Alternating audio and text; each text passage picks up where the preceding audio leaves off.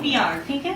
CPR एक procedure है, ये बस हेल्थ केयर वर्कर के लिए जरूरी नहीं है, ये एक नॉर्मल प्रोसीजर है, इमरजेंसी प्रोसीजर जो नॉर्मल को लोगों को भी आना चाहिए, चाहे वो हेल्थ केयर वर्कर है या नहीं है, ठीक है। सीपीआर, सीपीआर का फुल फॉर्म होता है, क्या होता है?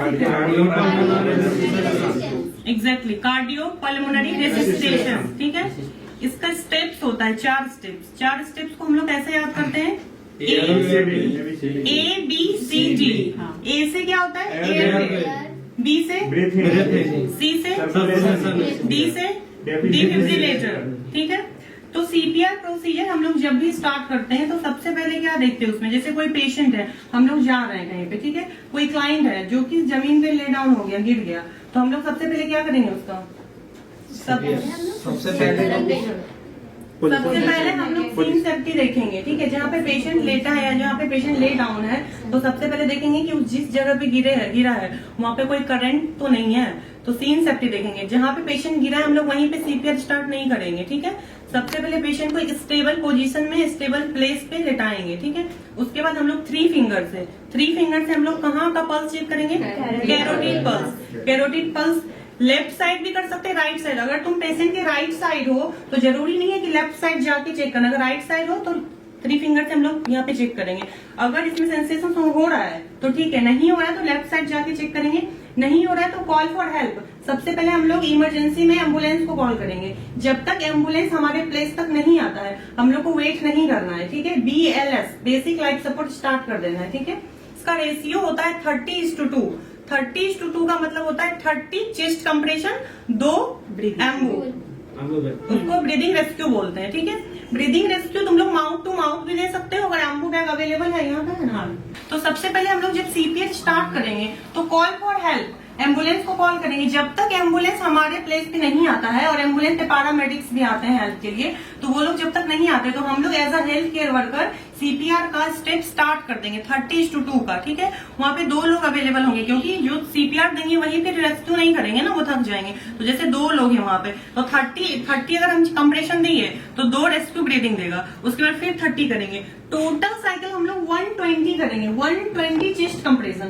कैसे होगा? 30:2 होगा तो 30:2 हाफ हो गया, फिर 30 करेंगे तो 30 × 2 60 हो गया, फिर 30:2 30:2 मतलब 30 × 4 120 हो गया।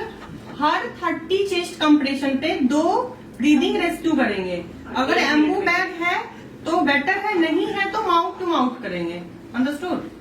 तो सबसे पहले पेशेंट लेटा, पेशेंट हिट आ गया, गिर गया वो, ठीक है। हम लोग जाएंगे यहाँ पे इसका कैरोटिड पल्स पे चेक करेंगे, ठीक है। पेशेंट को कुछ सेंसेशन नहीं हो रहा है, कुछ सेंसेशन नहीं हो रहा है। एयरवे चेक किए, कुछ सेंसेशन नहीं हुआ, ब्रीदिंग नहीं आ रहा है। उसके बाद हम लोग क्या करेंगे, इसको 2 फिंगर से टैप करके पूछेंगे are you okay, are you, इसका नाम पता है तो मिस्टर, जैसे राम नाम है, mister Ram are you okay, mister Ram are you okay. अगर ये कुछ रिस्पॉन्स नहीं कर रहा है then call for ambulance and we should start CPR. जो हमारा डोमिनेंट हैंड है, तुम्हारा डोमिनेंट हैंड कौन सा है? जिस हाथ से तुम खाते हो, जो तुम्हारा वर्किंग हैंड है, ठीक है। तो मेरा डोमिनेंट हैंड राइट है, किसी का लेफ्ट भी होगा जो लेफ्ट हैंड से लिखते हैं, ठीक है। तो जो हमारा राइट हैंड है, 2 चेस्ट के बीच में स्टर्नम होता है हमारा, ठीक है, in between the chest sternum है हमारा। तो ये भी तुम लोग को याद रखना है, जब हम लोग सीपीआर करते हैं तो चेस्ट का जो कंप्रेशन है वो कितना होना चाहिए? 2 इंचेस होना चाहिए। ऐसा नहीं है कि सीपीआर स्टार्ट किया बस हम लोग दे रहे हैं, पेशेंट के अंदर कुछ फील नहीं हो रहा, मतलब 2 इंचेस डीप डाउन जाना है, ठीक है। तो जो हमारा डोमिनेंट हैंड है, 2 चेस्ट के बीच में स्टर्नम है, यहाँ पे डोमिनेंट हैंड डाले इसके ऊपर, ठीक है। पोजीशन जो हमारा होगा, पेशेंट अगर नीचे लेटा है तो घुटने के बल पे हम लोग लेटेंगे, अभी नीचे डेमोन्स्ट्रेट करके दिखाएंगे। और तुम्हारा जो लोअर बॉडी है वो नहीं हिलना चाहिए, अपर बॉडी तुम्हारा हिलेगा, ठीक है। लोअर बॉडी तुम्हारा बिल्कुल स्ट्रेट रहेगा। सीपीआर दोगे तो आवाज होना चाहिए, साउंड आना चाहिए, ठीक है, और 2 इंचेस डीप डाउन जाना चाहिए। तो जैसे हम कर रहे हैं 30, तो जो रेस्क्यू करेगा, ब्रीदिंग रेस्क्यू, वो काउंट करेगा, ठीक है। 1 2 तुम लोग ऐसे भी काउंट कर सकते हो, 1001 1002 1003 ऐसे करके 30 काउंट करोगे, ठीक है। स्टार्ट काउंट करने के बाद एम्बू बैक तुम लोगे 5 6 7 8 9 10 11 12 13 14 15 बस 16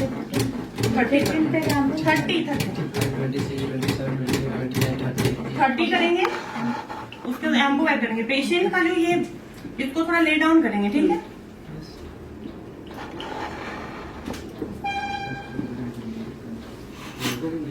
दो 2 बार करेंगे, ठीक है। अगर एम्बो बैग नहीं है तो कैसे करेंगे, माउथ। इसका जो ये वाला एरिया है इसको थोड़ा अप करेंगे, ठीक है, ठीक है, 2 बार करेंगे। फिर हम लोग डोमिनेंट हिंड ये डालेंगे, करेंगे पूरे जोर से। हाँ,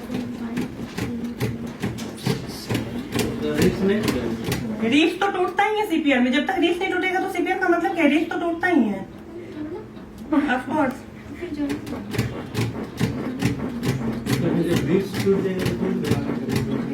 पेशेंट को बचाना मेरा मेन काम है, रीफ टूटेगा तो वो ठीक हो जाएगा, लेकिन पेशेंट एक बार डी कर गया तो नहीं बचेगा, ठीक है।